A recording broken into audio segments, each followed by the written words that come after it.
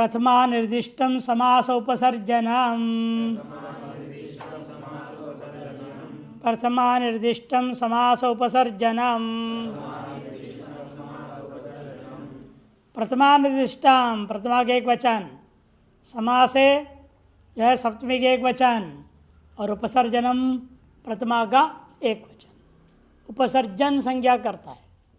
उपसर्जन का सीधा साधा अर्थ होता है गौण हो जाना। गौण मुख्य और गौण, प्रधान और गौण, उपसर्जन हो गया। ये सामान्य अर्थ है। इन यहाँ संज्ञा विशेष में रूढ़ कर रहे हैं। उपसर्जन एक संज्ञा है और ये समास शास्त्रों में होता है। किसमें? समासों में ही होता है। कोई भी समास विधायक सूत्र होगा, उस समास विधायक सूत्र में जो प्रथमांत के द्वारा निर्दिष्ट है, प्रथमा निर्दिष्टम प्रथमया विभक्त्या निर्दिष्टम इति प्रथमा निर्दिष्टम तृतीया तत्पुरुष समास है। अर्थ कर देगा समासे माने समास विधायक के सूत्रे, समास विधायक सूत्र में, शास्त्र में प्रथमया विभक्त्या निर्दिष्टम यत् पदम, प्रथमा विभक्ति के निर्दिष्ट जो पद है तत्, उस पद बोध्य वस्तु जो समास में रहेगा उसका नाम क्या हो जाता है? उपसर्जन संज्ञा हो जाता है। और जिसका उपसर्जन संज्ञा होता है उसका क्या फल है? उपसर्जनम पूर्वम, प्राक प्रयोग होगा उसका। जिसका उपसर्जन संज्ञा होगा उसका पूर्व में प्रयोग होगा समास के अंतर्गत। कल भी हमने दिखाया था ना, अलौकिक विग्रहवाक्य, लौकिक विग्रहवाक्य और समास होता है कि नहीं होता है। तो इसमें हम क्या करेंगे? पहले समास शास्त्र कौन सूत्र विधान कर रहा है समास, वो सूत्र हमें देखना है। उसमें जो प्रथमांत होगा उस बोध्य जो वस्तु आप समास में रख रहे हैं उसका उपसर्जन संज्ञा हो जाएगा और जिसका हुआ उसका प्राप्त हो जाएगा। इसका अपवाद सूत्र भी है, राजदंतादिशु परम कह देगा। जिसका उपसंज्ञा है उसको पर में रखो कह दिया, पूर्व की अपेक्षा से पर में कर दिया। वो भी दृष्टांत हम लेंगे। पहले ये जो दृष्टांत उसको लीजिएगा, ये 6 समास को ले रहे हैं, द्वितीया, तृतीया, चतुर्थी, पंचमी, षष्ठी, सप्तमी। 6 समासों का दृष्टांत एक एक दृष्टांत दे रहे हैं। प्रथमांत का दृष्टांत तो पहले हो ही गया। कर्मधारय समास में होता है दोनों ही प्रथमांत होते हैं। जितने दृष्टांत जितने भी दिया वहाँ पर आया था तत्पुरुष समानाधिकरण कर्मधारय, समानाधिकरण होना चाहिए, समान विभक्ति होना चाहिए। दोनों ही प्रथमांत को लेकर आपने समास किया था। एन अब ऐसा नहीं होगा।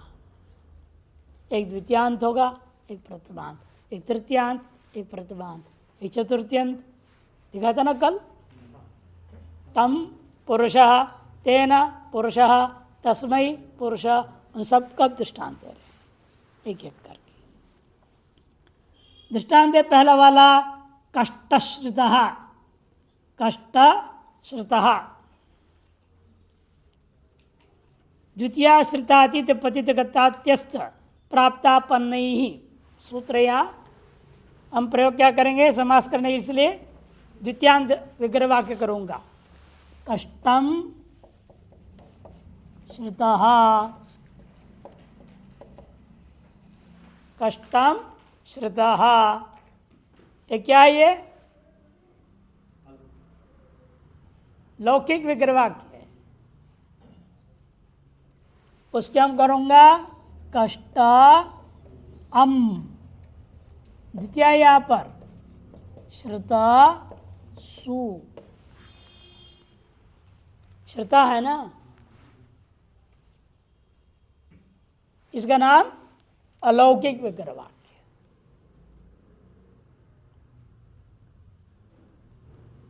जो समास होगा अम और सु चला जाएगा, कष्ट और श्रुत है।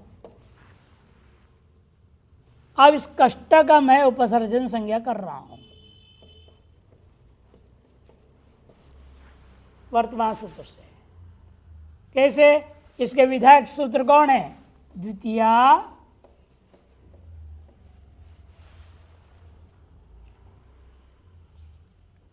श्रुतातीत, है ना सूत्र।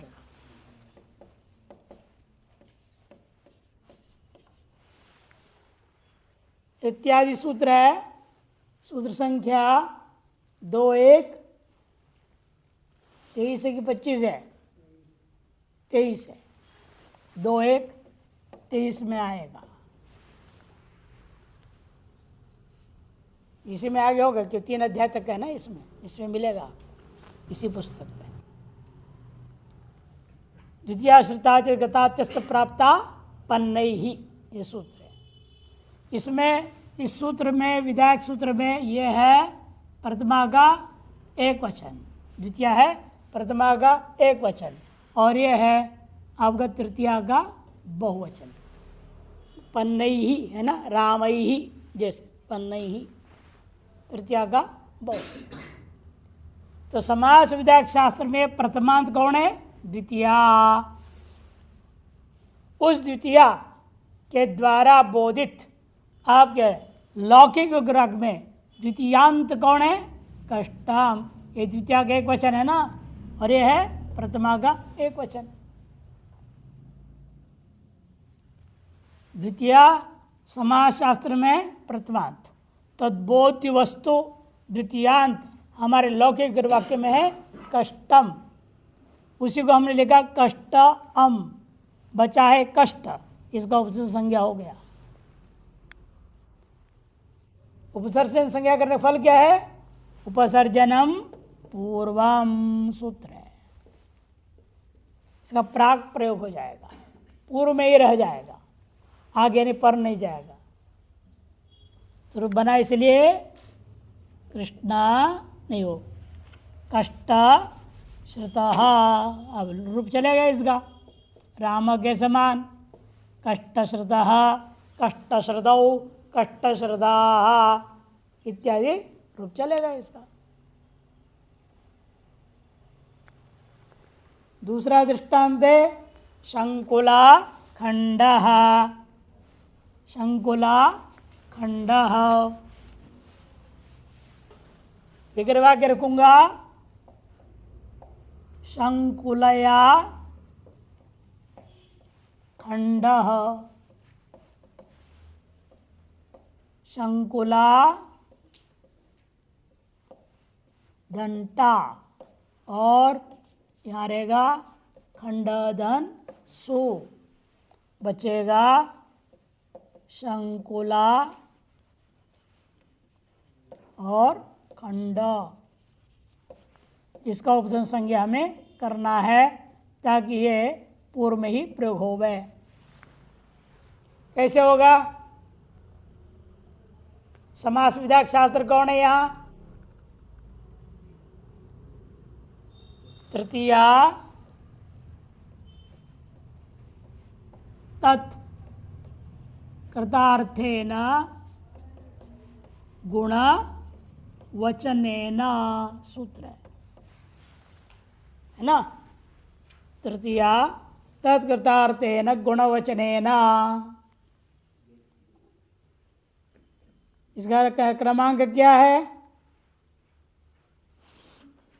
2129। इसमें देखिए यह है प्रथमा का एक वचन, तृतीया, ये क्या है? प्रथमा का एक वचन है, और तत्कर्तार्थेन यह आपका तृतीया का एक वचन, गुणवचनेन भी तृतीया का एक वचन। तो समास शास्त्र में प्रथमांत कौन है यहाँ? तृतीया। उसके तरफ बोधित तृतीयांत कौन है यहाँ विग्रह वाक्य में? शंकुलया। शंकुलाटा शेष रह गया समास करने के बाद शंकुला, इसका क्या हो जाएगा? इसलिए उपसर्जन संज्ञा। जिसका उपसर्जन संज्ञा होता है उपसर्जनम पूर्वम होगा, प्राक प्रयोग हो गया। शंकुला खंड। शंकुला किसको कहते हैं?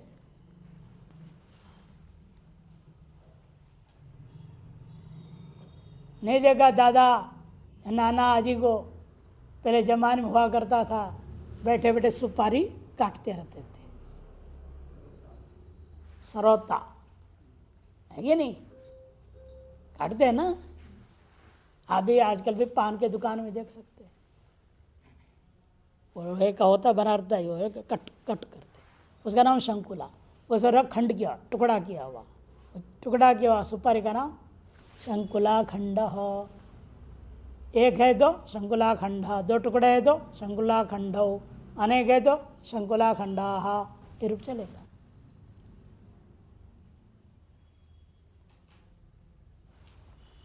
इस प्रकार से तृतीया का दृष्टांत हो गया। अब आइए चतुर्थी का दृष्टांत में। चतुर्थी का दृष्टांत क्या दे रहे हैं यहाँ पर? यूपदारु माने यूपाय दारु इति यूपदारु बनाना। यूप एक लकड़ी का बना विशेष आकार होता है, यज्ञ में काम आता है, पशु को उसे बांधा जाता है, पशु यागों में विशेष तौर पर काम है। अष्टश्रुत अष्टकोण बनता है और जितना नीचे गाड़ते हैं यजमान के 1.5 हाथ, उतने ही ऊपर रहेगा 1.5 हाथ, 3 हाथ का बनेगा। तो यहाँ पर क्या है? यूपा ये और दारू नपुंसकलिंग है। दारू माने पीने वाला दारू नहीं ले लेना हिंदी वाला, ये संस्कृत है दारू। दारू माने लकड़ी, दारू दारुणी दारूणी लकड़ी है ये लकड़ी किसके लिए है भाई? यूप बनाने के लिए। यूप बनाने के लिए यह लकड़ी है। इस अर्थ में समास आप कर रहे हैं। शेष बचेगा यूप और दारू। कौन से सूत्र से समास हो रहा है? चतुर्थी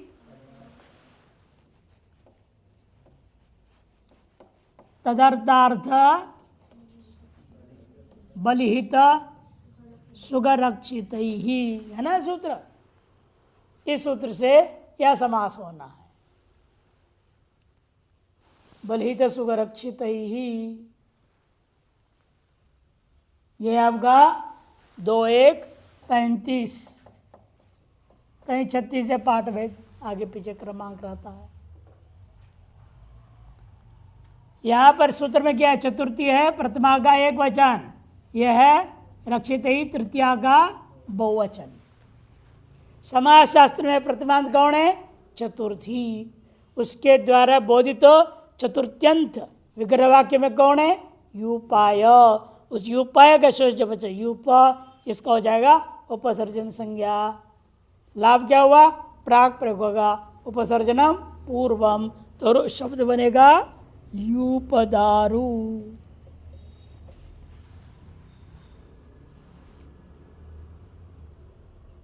यूपदारु। अगला दृष्टांत दे रहे हैं वृका भयम। वृका भयम विग्रह वाक्य में लिखूंगा मैं वृकात भयम। वृका धन घसी, भया धन सु, बचेगा वृका और भया बचा। अब वृका का हमें उपसर्ग संख्या करना है। कौन सूत्र करने वाले? आप पंचमी भयेणा। ये सूत्र क्या करता है? समास करता है। समास विधायक शास्त्र है। ये समास विधायक शास्त्र में प्रथमांते पंचमी पंचमी और भयन क्या है? तृतीया का एक वचन। ठीक है, तो समास शास्त्र जब प्रथमांत है पंचमी, उस पंचमी बोधित वस्तु समास के अंदर क्या है? वृकात।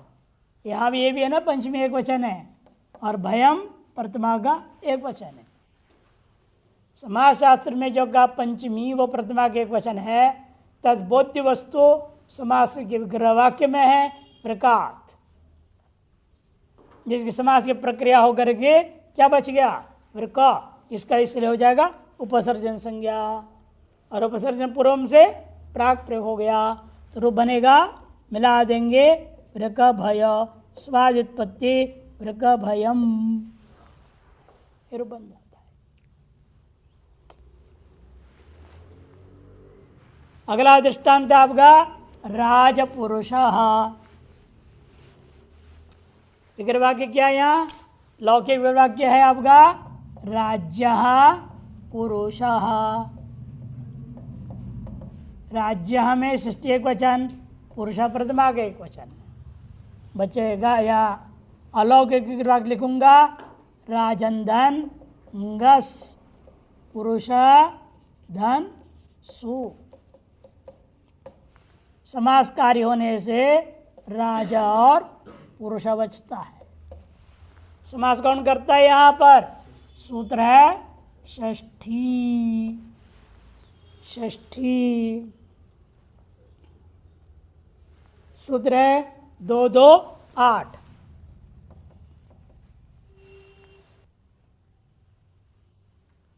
सहसुपा एक सूत्र है सामान्य, वहां से सुपा तृतीयांत यहां पर आ जाएगा, अनुवृत्ति।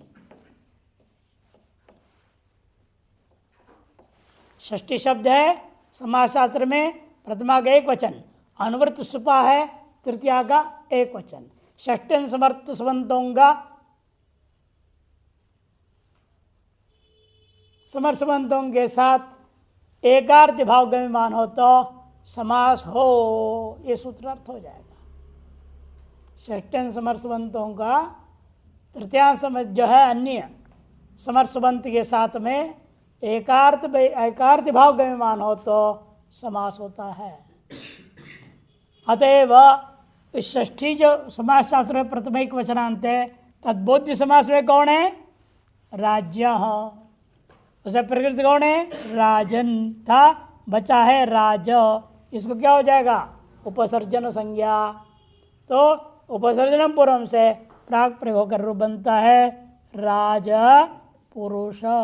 स्वैत्पत्ति करो राज पुरुष, राज पुरुष इत्यादि रूप चलेगा। अंतिम दृष्टांत है सप्तमी का अक्षशौंड।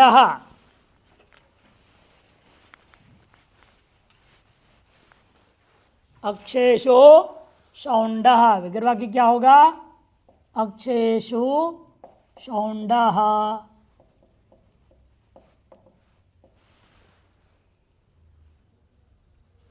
अक्ष सुप शौंड सु। शब्दार्थ सब सरल है। राजपुरुष का अर्थ होता क्या है? राजा का आदमी, सेना, पुलिस, है ना। आज की भाषा पुलिस, पहले सेना होती थी। और राजपुरुष कहते हैं, राजा के मंत्री आदि सब राजपुरुष है। वृकाद्वयम वृक भयम, वृक किसको बोलते हैं?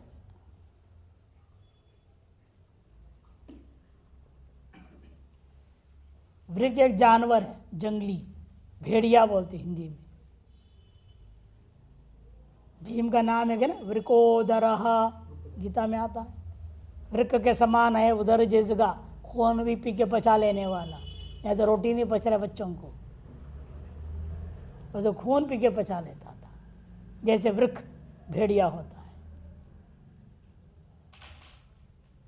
उससे भय, गाँव वालों को डर रहता है रात में, आ जाए कहीं हमारे जानवर को उठा के ले जाकर खा लेगा। वृकात भयम में वृक भयम,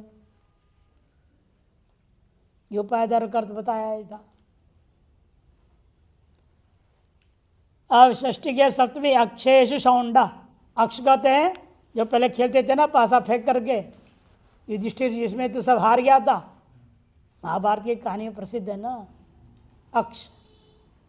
उसको ये खेलने में जो शौंडा माने प्रवीण है, कुशल है, एक्सपर्ट, अंग्रेजी में क्या बोलते हैं? एक्सपर्ट। अक्षेशो शौंड, अक्ष सुप शौंड सु, बचा यहाँ समास होने के कारण से सुबलुक हो जाता है। कौन सूत्र लुक करने वाला? सुपो धातो प्रातिपदिकयो हो, वो क्या करता है? बीच की जो सुप है इनको लोप कर देता है। सुपो धातो प्रातिपदिकयोः, बचा अक्ष और शौंड। इसके विधि करने वाला कौन सूत्र है? सप्तमी शौंडैः। इस सूत्र में प्रथमा एक वचन कौन है? सप्तमी शौंडैः है, तृतीया का बहुवचन। इसे क्रमांक है 2, 1, 29, 39, 2, 1, 39 है। इसे समास शास्त्र में प्रथमांत कौन हुआ? सप्तमी। उत्तर के गम्यमान समास के लौकिक वाक्य में कौन है? अक्षेषु, क्यों प्रथमा है, यह है सप्तमी। तच्छेष कौन है? अक्ष। इसे उसका क्या हो जाएगा? उपसर्जन संज्ञा। उपसर्जन संज्ञा होने से उसका उपसर्जन पूर्व से प्राक प्रयोग हो गया। तो पहले से ही आपके जितने इन्होंने दृष्टांत दिया, पहले से पीछे थे ही, पूर्व में थे, पूर्व में रहने पूर्व में ही रहने दिया। ऐसे दृष्टांत देना चाहिए जो आगे है उसको पीछे लाओ। ऐसे दृष्टांत से एक भी नहीं दिया। लेकिन से अपवाद दृष्टांत लो तो और बढ़िया समझ में आएगा। उल्टे खोपड़े को उल्टा समझाना पड़ता है ना। जब अवसर पूर्व नहीं होता वो बताओ, उल्टा हो बे। दृष्टांत है, देखिए दंतानाम राजा, दांतों के राजा। कौन होता है दांतों का राजा? है जो सामने होता है ना दो दांत, ये दांतों के राजा है। सबको काट के नहीं, गन्ना और सब छीलने में समय काम आता है ना, वो साइड वाला थोड़ी काम आता है इतना, वो तो केवल चबाने में काम आते, ये टुकड़ा करने में काम आता है। दंता नाम राजा। यह सूत्र कौन था समास करने वाला? षष्ठी। प्रथमा के एक वचन है षष्ठी। सूत्र में समास शास्त्र षष्ठी है, उसमें प्रथमांत है षष्ठी। तद्बोध्य वस्तु कौन है? दंतानाम। यहाँ क्या बचेगा? दंत आम राजन सु। समासकारी होने से दंत राजा ये बचा है। अब उपसर्जन संज्ञा समास शास्त्र में प्रथमांत कौन है? षष्ठी। तद्बोध्य वस्तु कौन हो गया विग्रह वाक्य में? दंतानाम। उसका शेष है दंत, उसका क्या हो जाएगा? उपसर्जन संज्ञा होना चाहिए। उपसर्जनम पूर्वम, पूर्व में होना चाहिए ना। क्या सूत्र लगता था? उपसर्जनम पूर्वम। अब इसका विपरीत एक दूसरा सूत्र आता है, कहते नहीं नहीं, पूर्ण नहीं करना, जिसकी उपसर्जन संज्ञा है उसको परम कर देना। राजदंतादिषु परम सूत्र हो गएगा। इसको क्या करना? पूर्व में नहीं, जिसकी उपसंज्ञा हो गई है उसको पर में ले जाओ। क्या बनेगा तब? राज दंत। उल्टा वाक्य नहीं हुआ अभी। राजदंत, राजदंत, राजदंतौ, राजदंताः रूप बनेगा।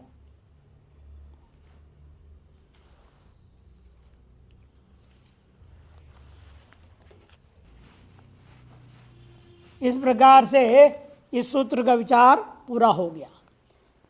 यहाँ से उपसर्जनम का अनुवृत्ति जाएगा, समास का भी अनुवृत्ति, समास और उपसर्जन इन दोनों सूत्रों का अनुवृत्ति 44 तक जाएगा।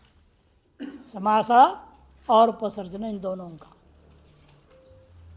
मैंने अगला ही सूत्र है 43 के बाद 44। अगला सूत्र है एक विभक्ति चा पूर्व निपाते। एक विभक्ति चा पूर्व निपाते। एक विभक्ति प्रथमा के एक वचन चा अव्यय और अपूर्व निपाते सप्तमी का एक वचन। एका विभक्तिर यस्य इति एक विभक्ति।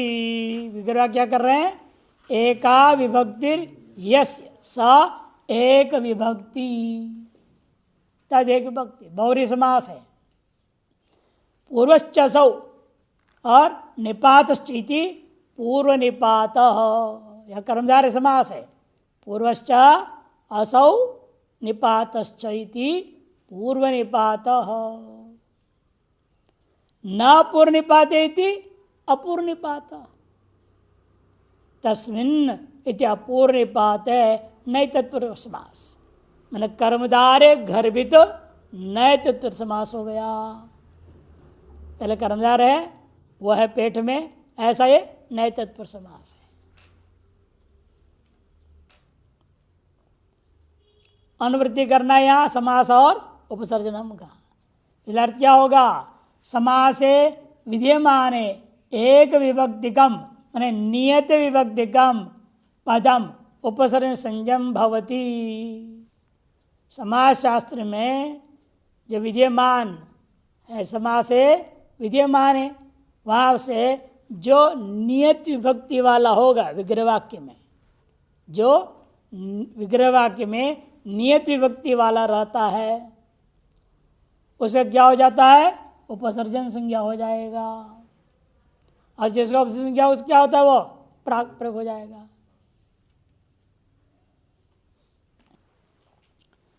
तत्संबंधी पदे बहुभिर विभक्तिर युज्यमाने अपि पूर्णिपातम उपसर्जन कार्यम वर्जयित्वा। लेकिन क्या कह दिया? हाँ, अपूर्व निपाते कह दिया। उपसर्जन संज्ञा होने पर उसका पूर्व में निपात नहीं होगा। उपसर्जन पूर्व में क्या कर रहा था? पूर्व कर रहा था, इसलिए कहा पूर्व में ना हो कह दिया। अपूर्व निपात है, पूर्व प्रयोग पूर्व निपतन, निपातम गिराना, नितराम पतनम इति निपातनम, निपतनम, वो निपात न हो, अपूर्व निपात, पूर्व निपात न हो कह दिया। जो उपसर्जन संज्ञा के कारण से पूर्व प्रयोग होना चाहिए था, अपूर्व प्रयोग न हो, निषेध कर दिया। तो यहाँ लिख रहे थे पूर्व निपातम माने उपसर्जन कार्यम वर्जयित्वा, इसे छोड़ करके, निष्कौशाम्बि निर्वाराणसी इत्यादि दृष्टांत। निष्क्रांत कौशंब्या इति निष्कौशाम्बि। यहाँ पर क्या होगा? निष्क्रांत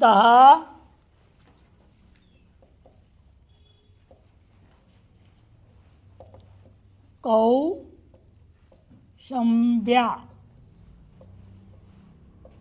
कौशाम्बी नाम की एक नगरी है, किसी जमाने में कहीं रही होगी। उस नगरी से किसी को निकाल दिया, बाहर डाल दिया। राजा ने आदेश दिया तुम देश से बाहर, गेट आउट, निकाल दिया गया। निष्क्रांत कौशाम्ब्या, निष्क्रांतम कौशाम्ब्या, कौशाम्ब्या, निष्क्रांतेन कौशाम्ब्या,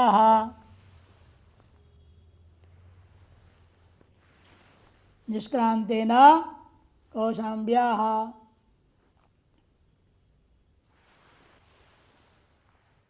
निष्क्रांत कौशाम्ब्या, निष्क्रांतम कौशाम्ब्या, निष्क्रांतेन कौशाम्ब्या, निष्क्रांताय, निष्क्रांतात, निष्क्रांतस्य, निष्क्रांते। यहाँ विभक्ति है, बदल रहा है, लेकिन यहाँ नहीं बदल रहा। इधर पंचमा के एक वचन ही है हमेशा, और इधर क्या है? प्रथमा के एक वचन, द्वितीया के एक वचन, तृतीया के एक वचन इत्यादि बदल रहा है। नियत विभक्ति का कौन हुआ? कौशाम्ब्या, ये नियत विभक्ति है। इसका एक स्थिर है ना, बदल नहीं रहा, ये बदल रहा है। जो बदलता नहीं है उसको कहेंगे एक विभक्ति, यानी नियत विभक्ति। जो बदलेगा वह अनियत विभक्ति वाला कहा जाएगा, अनेक अलग अलग विभक्ति वाला कहा जाएगा। से एक विभक्ति च अपूर्व निपात है। ये सूत्र क्या करेगा?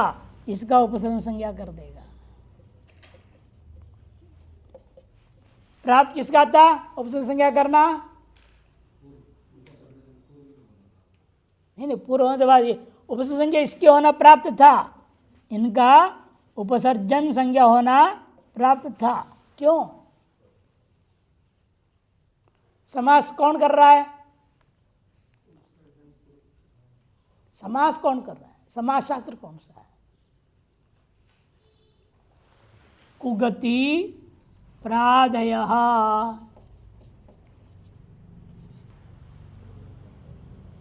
निराद्य क्रांताद्यर्धे द्वितीया इत्यादि सूत्र है वार्तिक अनेक। वहां पर यह है प्रथमा का बहुवचन प्राधि कह रहा है ना। और निष्क्रांत क्या लिखते हैं मन में समास शास्त्र में? जो क्या है तो निर लिखा जाता है, निर कौशाम्बी, निर कौशाम्बी लिखा जाएगा। ये निर क्या है? प्राधि। जो समास शास्त्र में प्रथमा कौन है? कुगति प्रादय में प्राधि। तद्बोध्य वस्तु कौन आया उपसर्ग समास में? निर। इसको उपसंज्ञा प्राप्त था, उसको बाद दिया। कौन? ये सूत्र। एक विभक्ति चापूर्व निपात है। इसने कहा इसका उपसंज्ञा न हो किंतु इसका हो, नहीं तो समस्या होगी। जिसकी उपसंज्ञा होगी उसका प्राक प्रयोग हो जाएगा। इसलिए क्या रूप बन जाते फिर? कौशाम्बी निर, कौशाम्बी निर ऐसा हो जाता। कौशाम्बी पीछे आ जाता ना, निर आगे चला जाता, कौशाम्बी निर बन जाता, रूप गड़बड़ रूप हो गया। तब सूत्र ने क्या कहा? ये उपसंज्ञा अन्य काम के लिए है। ये क्या कर रहे हैं? उपसंज्ञा का लाभ अपूर्व निपात है, पूर्व निपात मत करो। नियत विभक्ति वाले का उपसंज्ञा होने पर भी उसका प्राक प्रयोग न हो। स्वरूप क्या बनेगा? निष्कोशाम्बी, निष्कोशाम्बी, निष्कोशाम्बी, निष्कोशाम्बयः, हरि हरि हरयः के समान इसका रूप चलेगा। ये विशेषता है इसकी। एक व्यक्ति इसलिए सब दृष्टांत ने दिया। देखो, निष्क्रांत कौशाम्ब्या, पहले प्रथमा के एक वचन, निष्क्रांतम कौशाम्ब्या, द्वितीया के एक वचन, निष्क्रांतेन कौशाम्ब्या, तृतीया के एक वचन, निष्क्रांताय कौशाम्ब्या, निष्कौशाम्ब्यये, है ना, निष्क्रांतात् कौशाम्ब्या, निष्क्रांतस्य कौशाम्ब्या, निष्क्रांते कौशाम्ब्या, हे निष्क्रांत कौशाम्ब्या। सब दृष्टांत दिया। विभक्ति कहाँ बदल रही है? निष्क्रांत शब्द की विभक्ति बदल रही है। कौशाम्बी में एक है, नियत विभक्ति है। और इस सूत्र ने कहा जो नियत विभक्ति वाला होगा उसी को उपसंज्ञा करना है। अर्थात समाज शास्त्र के अनुसार जिसको उपसंज्ञा प्राप्त हो रहा था इसका बाद करके उसने उसको उपसंज्ञा दिला दिया। लेकिन संज्ञा दिलाने पर समस्या हो रही थी, प्राक प्रयोग होने जा रहा था, तो इसी सूत्र ने एक दूसरा काम कर दिया, कहा कि अपूर्व निपात है। ये सूत्र डबल काम कर रहा है, उपसर्ग संज्ञा भी कर रहा है और साथ साथ पूर्व का प्राक प्रयोग करने का अपवाद भी करता रहा है। अतएव सर्वत्र क्या बना है रूप? देखो, निष्कौशाम्बी, निष्कौशाम्बिम, निष्कौशाम्ब्या, सब निष्कौशाम्बिना, निष्कौशाम्बये, है ना, चतुर्थी में निष्कौशाम्बे है, पंचमी, षष्ठी निष्कौशाम्बे है, सप्तमी निष्कौशाम्बौ, हे निष्कौशाम्बये, हे निष्कौशाम्बे, ये बन जाता है। प्राक प्रयोग का लाभ हो गया। एवमेव निर्वाण से करना स्वयं लिख रहे देखो आगे, सर्वत्र एव अत्र कौशाम्ब्य इति नियत विभक्तिगम पंचम्यंतम पदम वर्तते, यद्यपि तत्संबंधी निष्क्रांत इति पदम बहुभिर्विभक्ति फिर युज्यते है। इस तरह से है। फिर भी हम संज्ञा किसका करेंगे? समास हो रहा है जिसको गति प्रादेश है, उसमें जो प्रथमांत था कु गति और प्रादि, प्रादि के अंतर्गत आता है ये निर, से निर का उपसंज्ञा प्राप्त था, उसकी सूत्र अपवाद करके नियत विभक्ति वाला कौशाम्बी को दिला दिया, और लेकिन उसका प्राग प्रयोग होने से रोक भी दिया, अपूर्ण निपात थे। फिर उपसंज्ञा क्या फल क्या निकलेगा, अन्यत्र जहाँ स्त्रीलिंग दिया जाएगा ना, गोस्त्रियोर उपसर्जनस्य सूत्र है, वो ह्रस्व कर देता है दीर्घों को। ये तो ह्रस्व का ही दृष्टांत ले लिया ना, यदि दीर्घ दृष्टांत लेते तो यह लाभ दिखता।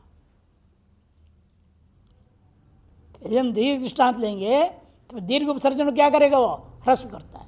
गोस्त्रियोर उपसर्जनस्य सूत्र है, जिसकी उपसंज्ञा हुई है ऐसा जो गो शब्द हो या स्त्रीलिंग वाला शब्द हो, उसको क्या करेगा, ह्रस्व कर देगा, ये फल है वहां।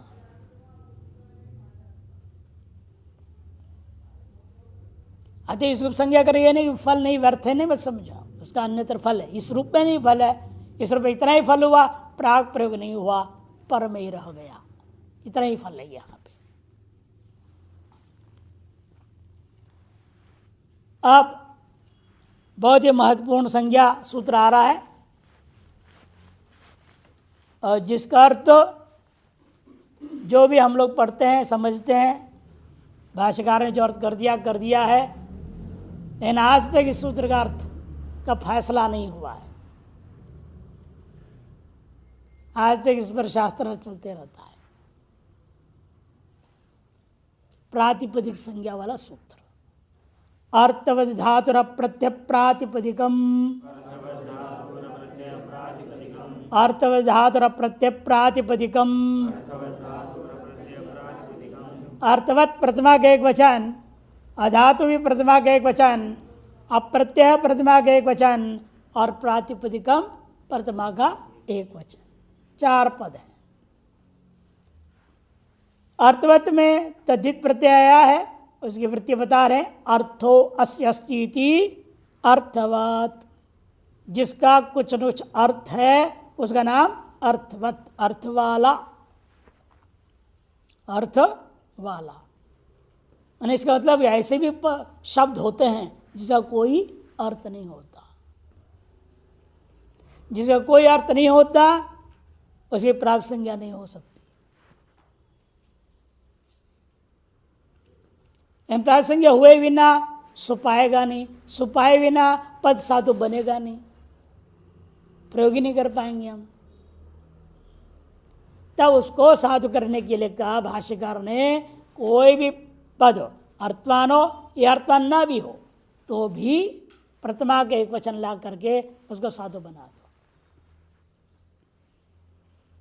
और सुना दिखे इसे क्या नपुंसकलिंग कर देना, उसको लुक हो जाएगा, समोर नपुंसकात् लुक हो जाएगा, अशब्द वैसे वैसे दिखेगा, कोई वहां और विभक्ति आया ही नहीं। अनर्थक भाष्यकार शंकराचार्य जी जगह जगह उपनिषद के मंत्रों में बोलते ये जो शब्द है अनर्थक निपात है बोल देते। सुबंत आए बिना, पद हुआ ही बिना प्रयोग कैसे कर सकते हो? अपदम न प्रयुंजीत सिद्धांत है, अपद का प्रयोग नहीं कर सकते हो, और पद होने के लिए सुबंत तिङंत होना पड़ेगा, और सुबंत तिङंत होने के लिए या तो प्राप्त संज्ञा करो या तो धातु संज्ञा करो। प्राप्त संज्ञा किए बिना सुबंत नहीं होगा, धातु संज्ञा किए बिना तिङंत नहीं होगा, और प्राप्त संज्ञा करने ये कहते हैं अर्थवान होना जरूरी है। या अगला सूत्र कहेगा कृत तद्धित समासाश्च।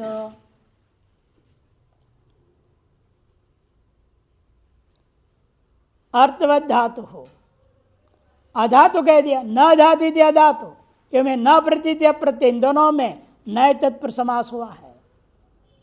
सूत्रकार कर रहे हैं अर्थवत शब्द स्वरूपम प्रातिपदिक संयम स्यात् धातुम प्रत्यंच वर्जित्वा, धातुम प्रत्ययम प्रत्यांतंच जोड़ लेना चाहिए, धातुम प्रत्ययम प्रत्यांतंच लिखो वहां पे, प्रत्यांतंच वर्जित्वा, इन्हें छोड़ करके धातु का परव संज्ञा नहीं होगा, प्रत्यय का प्रातिपदिक संज्ञा नहीं होगा, और प्रत्यांत का भी पुनः प्रसंग नहीं हो जाएगा। नहीं तो मतलब राम रूप बन गया, फिर दोबारा से प्रसंग करेंगे, प्रत्यांत है ना। करो तो क्या होगा, फिर दोबारा सु आएगा, राम, फिर तीसरी बार कर दो प्रसंग, फिर सु आएगा, ये तो लफड़ा हो जाएगा, अनवस्था दोष हो जाएगा। इसको क्या बोलते हैं, अनवस्था दोष। अनवस्था दोष के बारे में और अन्य विचार कल देखते हैं सूत्र पे।